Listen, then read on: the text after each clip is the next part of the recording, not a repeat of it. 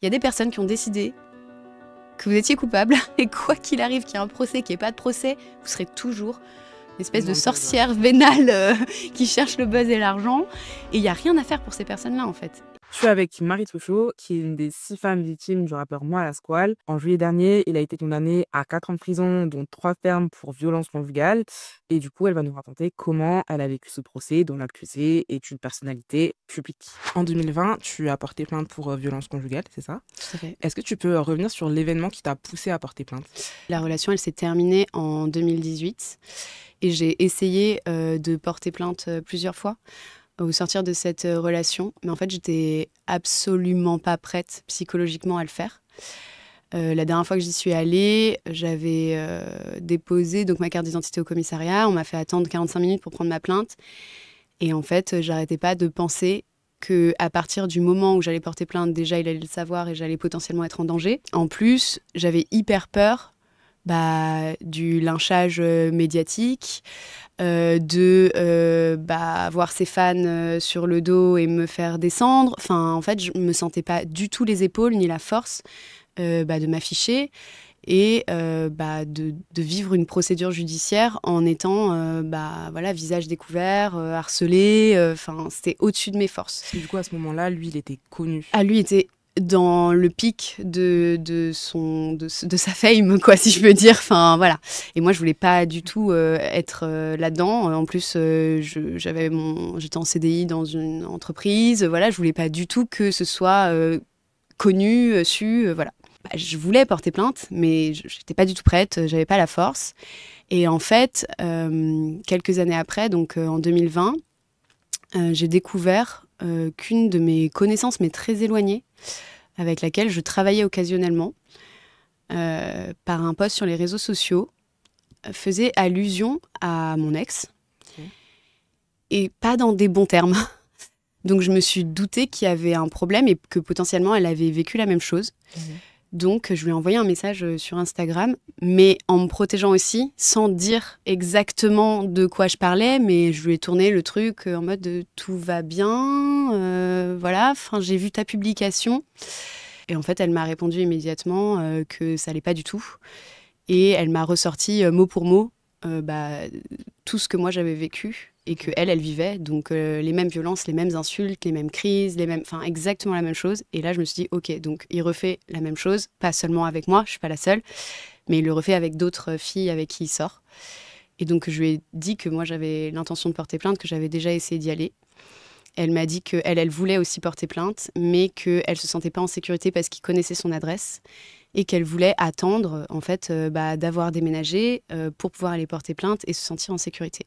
Donc ce que j'ai compris. Et je me suis dit, ok, je vais attendre qu'elle soit prête et potentiellement nos plaintes seront communes, en tout cas elles seront appuyées et je ne serai plus toute seule face au lynchage médiatique. Et en fait, c'est arrivé plus vite que prévu parce qu'une des actrices d'un de ses clips, que je connaissais pas du tout, a décidé de faire un call-out sur les réseaux sociaux, donc de le dénoncer publiquement sur Instagram en disant qu'elle avait vu certains de ses agissements avec les femmes, qu'elle avait reçu des témoignages d'autres filles, dont ses ex. Donc elle nous incluait dedans alors que, voilà. Alors qu'elle ne vous connaissait pas, elle non. n'en avait pas parlé. Voilà. Et peut-être qu'elle avait parlé avec d'autres de ses ex. Mais en fait, en disant ses ex, elle a inclus tout le monde. Et du coup, moi, j'ai vite pris conscience que c'était très mauvais, que c'était pas la bonne manière de faire les choses et c'était pas la façon dont j'avais envie de gérer cette histoire.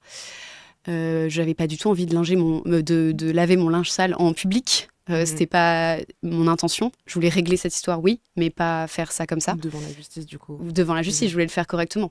J'ai dû en urgence contacter un avocat et aller en plein milieu de la nuit ce soir-là porter plainte pressée par le truc, alors que moi, j'étais pas forcément prête et les autres victimes non plus. On a été poussés dans une procédure judiciaire que oui, on avait envie d'entreprendre, mais peut-être pas de cette manière et peut-être pas si vite, parce que psychologiquement, on sait quand même que c'est relativement lourd, quoi.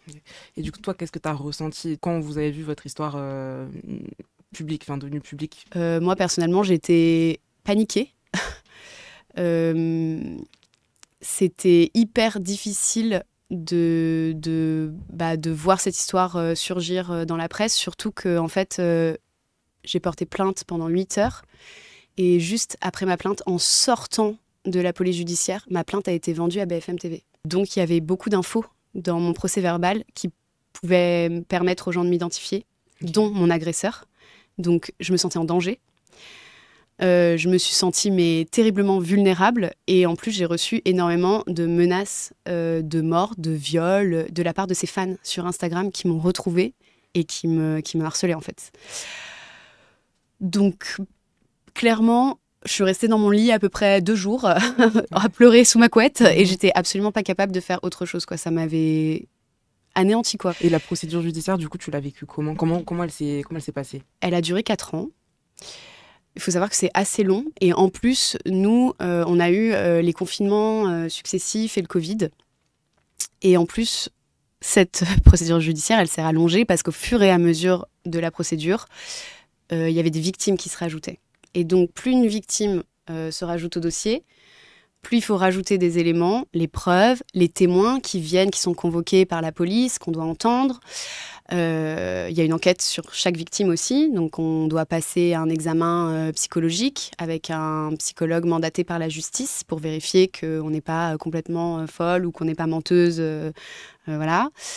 On doit voir un médecin de l'UMJ, donc de l'Institut médico-judiciaire, qui va constater les dommages, les séquelles qu'on a de cette histoire. C'est à ce moment-là que moi, on a diagnostiqué mon syndrome de stress post-traumatique. On voit aussi une enquêtrice de personnalité. Ça, il y a peu de personnes qui le savent, mais en fait, l'enquêtrice de personnalité, elle vient chez vous, connaît la totalité de votre vie, elle vérifie que ce que vous dites n'est pas complètement faux ou que vous n'avez pas un intérêt en fait dans cette histoire. Donc, à chaque fois qu'il y a une nouvelle victime, il faut refaire ça. À chaque fois, il faut re-raconter. Quand on a un syndrome de stress post-traumatique, raconter, c'est revivre. On se remet entièrement dans les conditions. On a les mains moites, le cœur qui bat. On a des souvenirs d'odeur. On a plein de choses qui reviennent. C'est très intense. Donc, c'est éprouvant de raconter. La confrontation, je ne sais pas comment les gens pensent que c'est, mais en fait, ça se passe dans un tout petit bureau de la juge d'instruction qui est minuscule. Et il y a 4 chaises devant le bureau. Les avocats sont au milieu, la victime est d'un côté, l'agresseur de l'autre. Et en fait, vous êtes dans la même pièce que votre agresseur et c'est très étroit. Et vous l'entendez parler, parfois il essaye, il n'a pas le droit normalement de s'adresser à vous, mais souvent ils essayent quand même de s'adresser naturellement en fait, dans le process de discussion. C'est éprouvant. Et en fait, à chaque fois que il était rappelé à moi, que mon avocat me rappelait en me disant « on a reçu ça, il y a ce compte-rendu, il y a cette convocation », moi, je repartais dans mes crises de cauchemar, mes tocs s'accentuaient, je refermais mon appart 5 fois le soir à double tour, j'allais vérifier. Enfin, il y avait plein de choses qui se passaient et qui ravivaient en fait le traumatisme. Donc, une procédure, c'est long, éprouvant.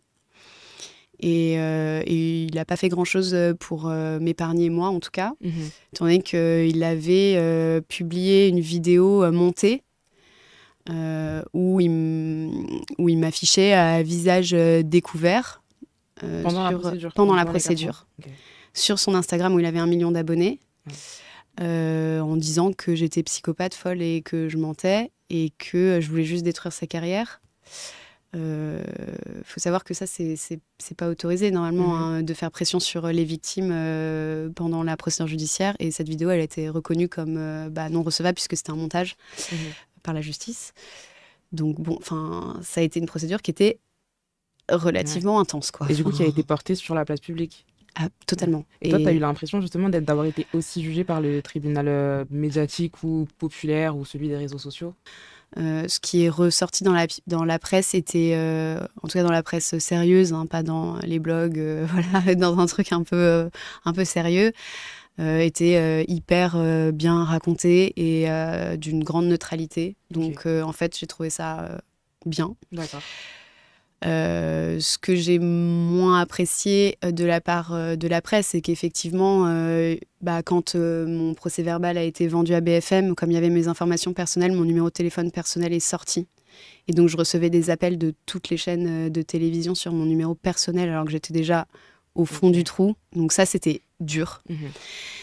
C'est le seul truc que j'avais à reprocher vraiment à la presse. Après, je comprends, hein, voilà, c'est leur travail et tout, mais de mon côté, c'était quand même assez éprouvant. Par contre, effectivement, au niveau des réseaux sociaux et du tribunal populaire, il y a encore pas mal de chemin à faire, je pense. C'est un petit peu d'éducation parce que je recevais énormément, comme j'ai dit au début, de messages privés. Et même, en fait, on ne se rend pas compte, mais les victimes, elles lisent, en fait, les commentaires. Elles lisent ce qui se raconte sur elles, que ce soit sous les vidéos YouTube, que ce soit dans les tweets, que ce soit... C'est très difficile, la curiosité, elle nous pique, en fait. On a envie de voir ce qu'on dit sur nous. Enfin, c'est assez naturel. Voilà. Et en fait, il y a énormément d'hommes qui continuent, aujourd'hui en France, de penser que la victime gagne quelque chose à porter plainte et dans un procès médiatique. Alors qu'en vérité, ça coûte énormément d'argent de porter plainte. Il faut payer un avocat. Il y a une caution à déposer à la justice aussi pour voir si votre plainte elle est sérieuse ou pas. Enfin, il y a plein de choses qui se passent. Je pense que les gens ne sont pas du tout au courant. Et en plus de ça, psychologiquement, c'est très très lourd, quoi. Enfin, c'est vraiment difficile. Et surtout qu'à la fin, on ne gagne pas d'argent. En France, on n'est pas aux États-Unis, on n'a pas des dommages et intérêts de 100 000 euros, voilà. On a tout juste de quoi rembourser notre avocat, en fait. Okay. Et éventuellement, s'il y a un petit surplus, ça va être pour payer les séances de psy dues aux dommages constatés par le médecin de l'UMJ. On ne gagne rien. Enfin, c'est pas les États-Unis, quoi. Ouais. Et toi, tu penses que cette exposition, elle a ajouté à ton syndrome post-traumatique, ou en tout cas à la manière dont tu as vécu la situation ? Je pense qu'il y a eu des moments... En fait, je me rendais pas trop compte sur le moment parce que j'étais passée d'une situation où je subissais des violences hyper régulièrement à je suis tranquille chez moi. Donc, j'avais tellement eu l'impression d'améliorer mon niveau de vie que sur le moment, je me suis pas rendu compte à quel point je souffrais d'un stress post-traumatique qui était quand même bien sévère. Et il a fallu qu'on me le dise et qu'on me mette un peu en face du truc pour me dire, là, quand même, c'est sévère. Et donc, oui, je pense qu'effectivement, être exposée, ça a rajouté à ça, puisque ça me refaisait vivre les cauchemars, ça me remettait dedans. Enfin, je devais raconter, donc je revivais le truc, voilà. Et puis, ça me couchait au lit quand même pendant un certain moment. Donc, effectivement, je pense que ça arrange pas les choses. Et oui, que c'est difficile, quoi. Le tribunal populaire demande des preuves. Ouais, il n'y a pas de preuves, ils ne nous ont pas montré les preuves. Mais en fait, ce qu'ils ne savent pas, c'est qu'on n'a pas le droit de faire ça.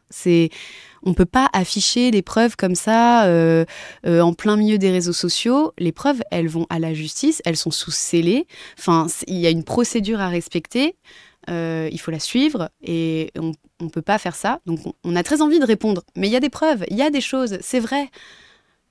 On ne peut pas le faire. Et ensuite, il n'y a rien qui les satisfait. C'est-à-dire que même quand il y a eu un procès, même quand il y a eu des preuves, même quand c'est acté, cette personne est coupable, elle a été jugée coupable, il y a quand même des gens qui vont dire « Non, mais ne la croyez pas, c'est une menteuse, c'est sûr.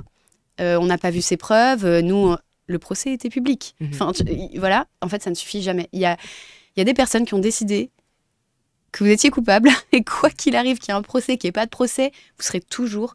une espèce de sorcière vénale qui cherche le buzz et l'argent.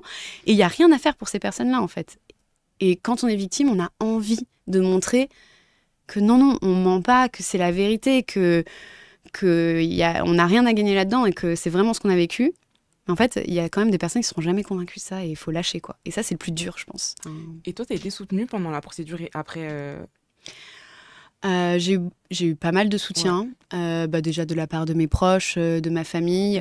Faut savoir que moi, j'avais près de 36 témoins, je crois à peu près, dont certains sont venus vraiment témoigner à la police pour dire ce qui s'est passé. Donc, en fait, cette histoire, pour tous mes proches et les gens qui me connaissaient, il n'y avait aucun doute. Enfin, ils avaient vu les choses, en fait. Voilà, donc, personne n'a jamais douté de moi dans mes proches. Et globalement, même face aux réseaux sociaux et tout, je trouve que j'ai relativement été soutenue. J'avais beaucoup de messages de soutien, d'autres femmes notamment, pour me dire que ce que je faisais et d'aller au bout de la procédure, voilà, c'était ça les inspirait, que ça les aidait elles aussi à aller porter plainte, à mettre un terme à leurs relations toxiques. Et ça me donnait beaucoup, beaucoup de force. Ouais. Okay. Et qu'est-ce que tu as ressenti quand il a été reconnu coupable par la justice? Est-ce que tu te souviens de ce jour? Bien sûr. C'était cet été, en juillet, au terme d'un procès de 4 jours. C'était un immense soulagement. J'ai pleuré, clairement. Quand on a appris le verdict, en fait, ça mettait un point final à des années de process psychologique pour terminer cette histoire, pour avancer, pour mettre ça derrière moi, pour me reconstruire. Enfin, en fait, quand je me suis sortie de cette histoire, j'ai eu l'impression que ma reconstruction, elle commençait à ce moment-là. Mais non, en fait, la reconstruction, elle commence vraiment quand on vous reconnaît comme victime, qu'on vous dit oui, c'est vrai, on te croit, et genre oui, c'est légitime, et oui, ça y est, tu peux reconnaître ton trouble, tu peux travailler dessus pour mieux vivre. En fait, tout se passe après, quoi. Et je pense que quand, au terme d'un procès, la victime n'obtient pas ça, ça la détruit. Enfin, c'est terrible, en fait. On peut pas... Dans les cas, par exemple, où les affaires sont classées sans suite. Oui.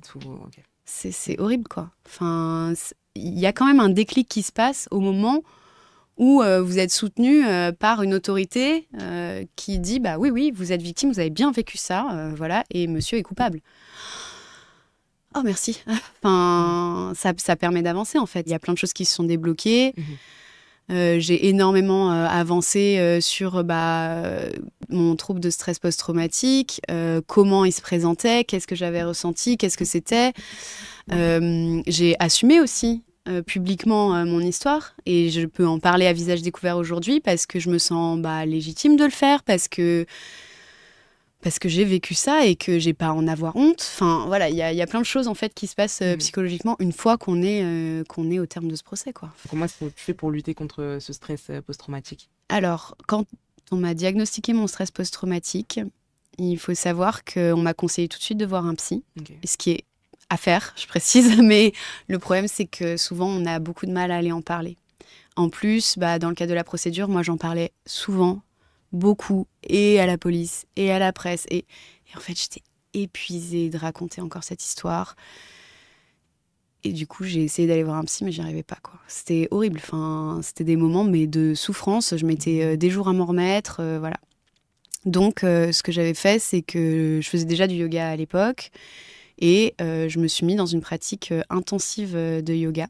J'avais cette impression de me faire du bien, de donner l'espace à mon corps d'exister après qu'il ait subi des choses vraiment difficiles, après que j'ai été humiliée, après que... Voilà. Et en fait, j'avais l'impression... Alors déjà, je reprenais confiance en moi parce que j'arrivais à faire des trucs de fou, voilà. Donc je me disais, waouh, en fait, je sais faire ça, c'est trop bien. Mais en plus, j'avais vraiment l'impression de redonner de la valeur à mon corps après toute l'humiliation qu'il avait subie. Et en fait, c'est comme ça que j'ai réussi à diminuer tous mes symptômes de stress post-traumatique. Et j'en ai fait mon métier, je suis devenue prof de yoga. Et aujourd'hui, oui, mon but, c'est de pouvoir enseigner ce yoga et le transmettre à un maximum de personnes qui en ont besoin comme outil pour se remettre de traumatismes dont ils n'arrivent pas à se remettre, et pour se réapproprier leur corps et pour arriver à vivre l'après. Et aujourd'hui, tu vas bien? Oui, je vais bien, ouais. Ça va beaucoup mieux. Je dis pas que c'est entièrement terminé. De toute façon, c'est un long process. Mais j'ai plus de cauchemars. J'arrive à revivre relativement normalement. Cette histoire, elle fera toujours partie de mon passé. Je pourrai jamais oublier cette histoire. Mais j'arrive à vivre avec cette histoire, ce qui n'était pas possible avant, en fait. Donc, ouais, je vais bien. Okay. Et est-ce que tu aurais un dernier message à faire passer aux femmes qui sont victimes de violences ou qui l'ont été? Je leur dirais que même si aujourd'hui, elles n'ont pas l'impression qu'elles vont quitter la personne, qu'elles n'ont pas l'impression qu'elles vont porter plainte, qu'elles envoient par mail à une amie ou à quelqu'un de proche toutes leurs preuves de leur violence, tout ce qui peut rapporter et témoigner de ce qu'elles vivent. Parce qu'on sait très bien que quand on est victime de violence, généralement, on n'a pas trop voix au chapitre. Les preuves qu'on prend, les téléphones, ils sont fouillés. On n'a pas vraiment de vie, en fait. Hein, donc les preuves, elles sont effacées. Et après, c'est très difficile d'aller porter plainte sans preuve. Il faut savoir qu'en France, on doit prouver quand même qu'on est une victime et qu'on a vécu les choses. Donc, sans preuve, effectivement, c'est difficile. Donc, envoyer par mail, comme ça, c'est pas chez vous et c'est impossible à détruire. C'est sauvegardé, quoi. C'est sauvegardé. Donc voilà, envoyer par mail les preuves et les personnes qui sont sorties de la violence mais qui sont encore dans des procédures difficiles, il y a un après. C'est possible de vivre après. C'est possible de se remettre de ce qui s'est passé et ça définit pas et ce sera pas le reste de votre vie. Voilà, c'était un moment, peut-être dans le parcours, une petite chute qui marque, mais il y a un après.